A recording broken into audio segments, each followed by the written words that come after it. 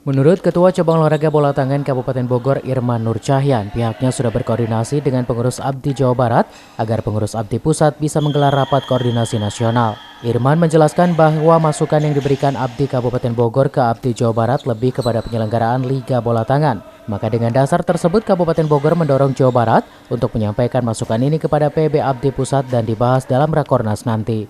Selain permintaan tersebut, Ketua ABDI Kabupaten Bogor juga melakukan koordinasi terkait Technical Handbook atau THB untuk pelaksanaan babak kualifikasi Pekan Olahraga Provinsi Jawa Barat 2021.